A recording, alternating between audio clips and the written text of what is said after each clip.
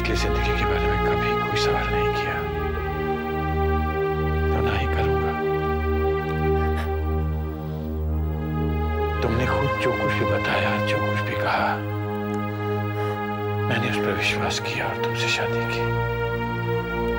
मेरा यकीन करो, मैंने तुमसे जो भी कहा सच था।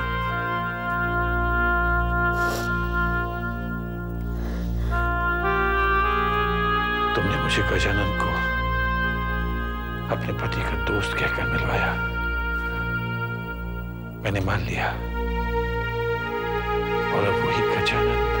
मुझे इसी बात का डर था, वो अपने मतलब के लिए पूरब को बहका रहा है। लेकिन क्यों? क्योंकि उसे पैसों की जरूरत है। मेरे पति के सभी दोस्त शराबी थे और शराब पीने के लिए वो कुछ भी कर सकते थे। ये आदत गजानन में अब भी है।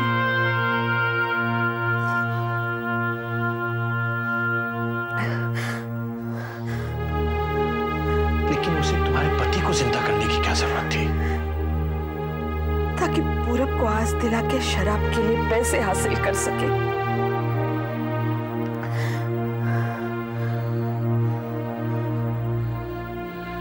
शायद मुझ में ही कोई कमी है कि मैं पूरब के दिल से उसके पिता को नहीं निकाल सका। इसीलिए उसने मुझे अपना पिता कभी नहीं माना,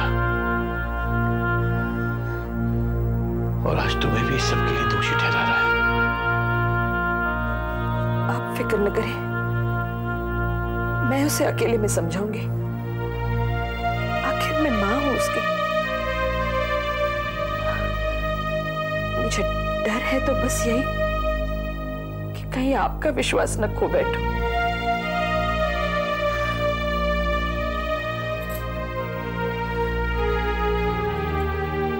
आप ऑफिस जाएं, आपको वैसे भी बहुत देर हो चुकी है।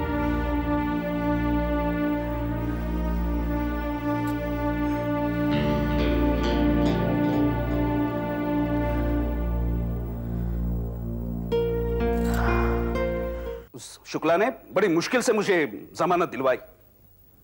वो जज मानने को तैयार ही नहीं था। शुक्ला ने उसे मनाया, उसे भरोसा दिलाया, तब कहीं वो मान गया और मेरी जमानत हो गई। लेकिन नरेश, ये सब तुम्हें करने की क्या जरूरत थी? चुप रहो, तुम चुप रहो। देखो, आइंदा तुम जो कुछ भी करोगे ना, मुझसे पूछ कर करोगे। मुझसे सलाह मशवरा किए बगैर तुम कुछ नहीं करोगे, समझे तुम? ओके, तुम जा सकते हो। Bye bye. जेठ जी, इतना परेशान होने की क्या बात है? दुलारी, तुम्हारी अकल क्या घास चरने गई थी जो नरेश के हाथों तुमने राधा को मरवाने की कोशिश की? ये तो मेरी अकलमंदी थी जो ये काम करने के लिए मैंने नरेश से कहा, ताकि किसी को हम पर शक भी ना आए। कहते हैं ना, सांप भी मर जाए और लाठी भी न टूटे। ये तो राधा की किस्मत अच्छी थी कि वो बच गई, लेकिन अगली बार मैं उसे छोड़ूंगी नहीं। दुलारी, तुम समझ नहीं रही हो, राधा हमारी रुकावट नहीं है। जेठ जी, इन सारी मुसीबतों की जड़ राधा ही है। उसी ने तो ये सब ताना बाना बुना है।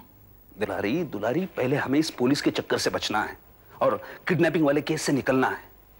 तुम अगर ऐसी हरकतें करती रही ना, तो ये पुलिस वाले ज्यादा चौकन्ने हो जाएंगे। सुनो, हमें कुछ दिनों के लिए शांत रहना चाहिए। जेठ जी, बस इसी मामले में आपकी और मेरी नहीं पटती। मेरी बात सुनो, मैंने उस जय शुक्ला से बात कर ली है।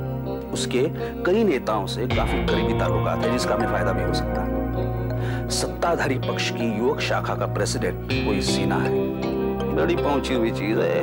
बड़े बड़े काम चुटकी बजा के करवा सकता है। ये शुक्ला उस सिन्हा को हमारे घर लेकर आ रहा है, उसके मुंह में धूप डालना होगा। मतलब उसे पैसे देने होंगे? हाँ भाई, ये सब पैसे का ही तो खेल है। वैसे कहाँ रखे वो पैसे? इतनी जल्दी भी क्या है जीत जी?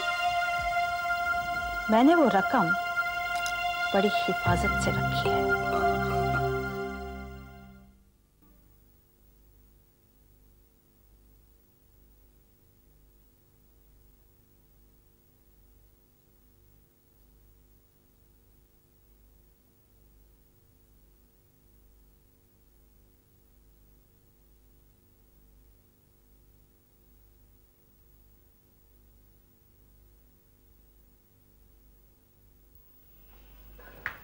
वो लड़की है, ठीक से देख ले, पसंद है ना? कितने पैसे? धीरे बोल, चल इधर। ला, 1000 रुपए दे। अरे क्या मजाक कर रही हो? 1000 रुपए? मैं कोई पहली बार आया हूँ इधर। देख, 1000 रुपया है तो दे दे, लड़की फ्रेश है, नहीं तो मेरे पास और ग्राहक बहुत है। थोड़ा ध्यान रखा, मैं आता रहता हूँ। 500 रुपए ठीक। मैं कल ही लेके आई, नई लड़की है, समझ गया? अगर तेरे को बनता है तो दे, नहीं तो चलता बन। 500 रुपए ठीक है। और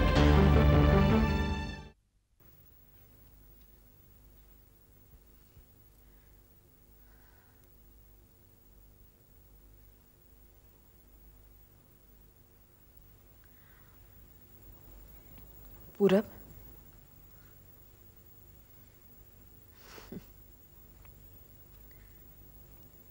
आज ये माँ इतनी बुरी हो गई कि उसकी तरफ देखना भी पसंद नहीं रहा, सिर्फ उस आदमी की वजह से जिसका अपना कोई ठिकाना नहीं। मुझे इस बारे में कुछ डिस्कस नहीं करना। क्यों? क्यों नहीं करना? तुम्हें उस आदमी का भरोसा हो गया जिसे तुम सिर्फ एक आध बार मिले हो, और इस मां का नहीं जिसने तुम्हें जन्म दिया, पाल पोस कर इतना बड़ा किया, हर तरह की तकलीफ उठा उठा कर। उस गजानन को ऐसा करने की जरूरत क्यों हुई?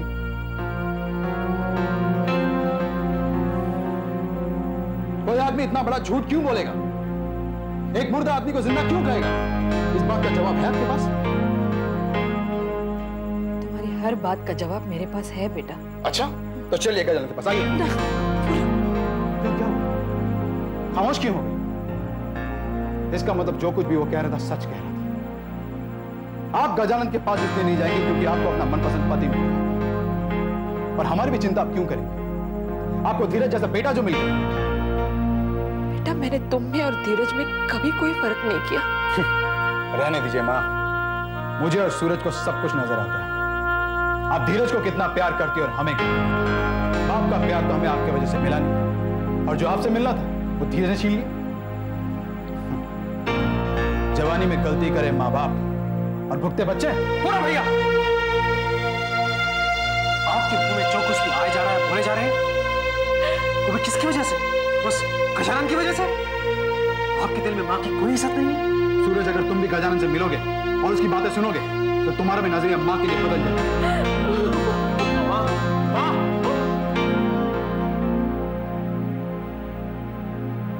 भैया, तुम्हें माँ पर जरा भी तरस नहीं आता? हमारी माँ को आया था तरस हमारे पिता पर। अगर वो गजानन नहीं होता तो हमारे पिता तो मर ही गए होते। इसी गजानन ने हमारे पिता को अस्पताल तक पहुंचाया।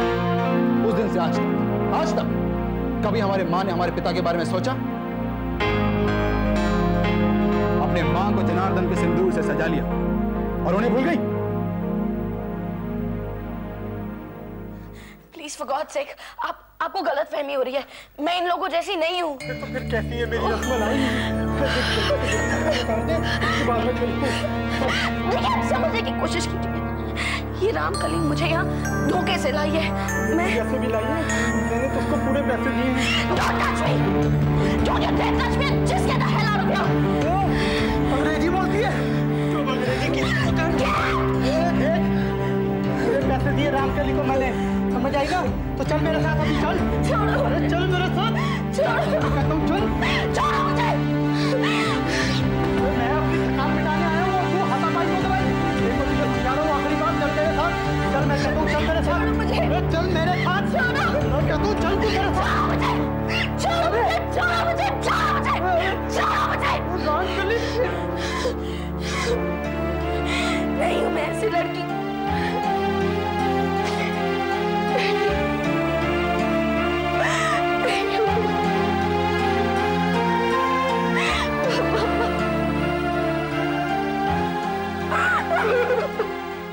मोहन, मैंने तेरा सारा सामान बैग में रख दिया है। किसे फोन कर रहा है? पिताजी को। क्यों? मैं रामपुर जा रहा हूँ, तुम्हारी तबीयत ठीक नहीं रहती है, तो कम से कम पिताजी तो तुम्हारा ख्याल रखेंगे ना। पहले तू फोन रख और मेरी बात सुन। बोलो। तेरे पिताजी का यहाँ आना मीता को अच्छा नहीं लगता। वो बहुत परेशान हो जाती है। उसने ऐसा कहा नहीं, लेकिन मुझे ऐसा लगा। मेरी वजह से उनके परिवार में परेशानी नहीं होनी चाहिए। और अब मेरा उनके साथ कोई रिश्ता भी नहीं रहा। देख तू रामपुर जा, मैं अपनी देखभाल करूंगी। और अब मेरी तबीयत बिल्कुल ठीक है। बिल्कुल ठीक है, तुमने कह दिया और तबीयत हो गई ठीक है। मुझे नजर नहीं आता क्या तुम कितनी कमजोर हो गई हो और मुझसे कह रही हो कि मैं रामपुर चला जाऊं। हाँ, क्योंकि वहां तेरी ज्यादा जरूरत है। लक्ष्मी बिल्कुल अकेली पड़ गई है। पृथ्वी और धनराज की क्या हालत है तू जानता है। बुरे समय में अपनों का साथ होना अच्छा होता है। ठीक है, मैं संजय को फोन कर देता हूं, कम से कम वो तो तुम्हारी देखभाल करेगा।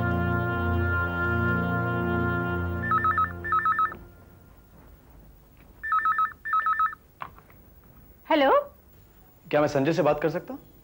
संजय तो रामपुर गया है बेटा। रामपुर? हाँ। ठीक है। क्या हुआ? वो तो पहले से ही रामपुर में। तू अब मेरी चिंता छोड़, तेरी गाड़ी का समय हो गया है।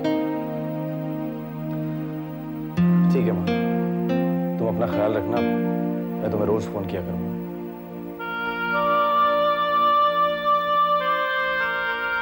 अच्छा माँ। छोड़ो मुझे। रामजादी, कल रात तो तेरी वजह से 500 रुपए का नुकसान हो गया मेरा। अब अगर तूने कोई भी ऐसी हरकत की ना तो तेरे हाथ काटकर फुटपाथ पर तुझे भीख मांगने के लिए मजबूर कर दूंगी मैं। तुमने मुझे अपनी बेटी कहा था, फिर क्या है ये सब?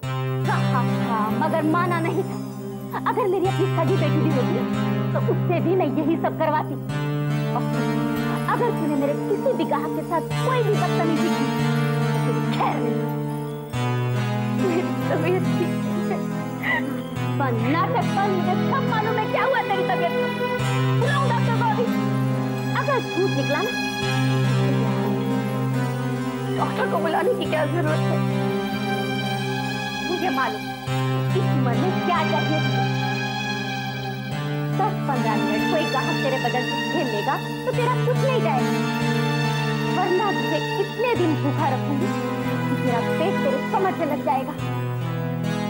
दोषी सबको तरसेगी तू, मेरे खिलाफ जरा भी तेरी तो कोठरी में बंद करके रख दूंगी मैं तेरे को।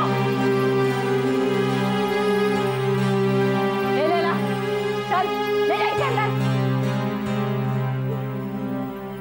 अरे अनिला, अरे कब तक तू ये सास सिंगार करती रहेगी? अंदर बार-बार शीशे में झांकना।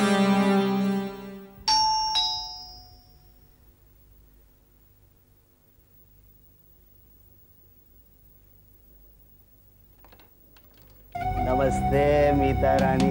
तुम फिर आ गए? एक पति लौटकर अपनी पत्नी के पास ही आएगा। मेरा तुमसे कोई रिश्ता नहीं, मैं तुम्हें पहले कह चुकी हूँ। तुम्हारे कहने से क्या होता है? तुम मेरी पत्नी हो और वो दोनों बच्चे भी मेरे। मुझ पे जोर न चला सके तो पूरब को बहकाना शुरू कर दिया। हाँ, मेरा कोई प्रेमी था या तुम्हारी प्रेमिका, वो रामकली? अगर कहानी सुनानी थी तो खुद की सुनाते, मेरे बारे में झूठ क्यों कहा? रंगरलिया मनाते हुए मैंने तुम्हें पकड़ा था, ये कभी नहीं बताया पूरब को? जाने मन, अपनी बुराइयां कभी कोई दूसरे को बताता है जो मैं बताऊंगा? जाने मन, अभी तो इतना ही बताया है कि उनका बाप जिंदा है। अब ये भी बता दूंगा कि उनका बाप मैं हूं। तुम ये बात उसे कभी नहीं बताओगे रमाकांत।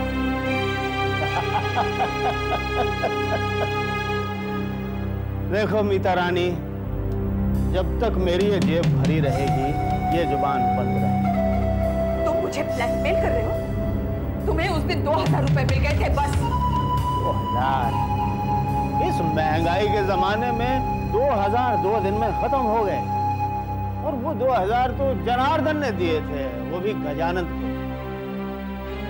आज तो मैं रमाकांत बनकर आया। मेरी अपनी कोई कमाई नहीं है, मुझे जनार्दन से पैसे लेने पड़ते हैं। देखो जानेमन, जैसे तुम्हारा जनार्दन पर हक बनता है वैसे ही मेरा तुम पर हक बनता है। तुम्हें अब एक फूटी कौड़ी भी नहीं मिलेगी। कौड़ियां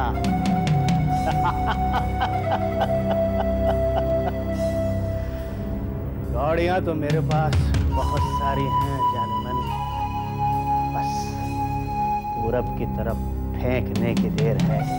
रमाकांत, अगर तुम पूरब से मिले और उसे कुछ कहा तो क्या तुम उस जनार्दन को छोड़कर मेरे पास आ जाओगी? हाँ, आऊंगी जरूर, लेकिन तुझे हमेशा के लिए खत्म करने के लिए। पहली बार तो तू मेरे हाथ से बच गया, लेकिन अब नहीं बचेगा रमाकांत।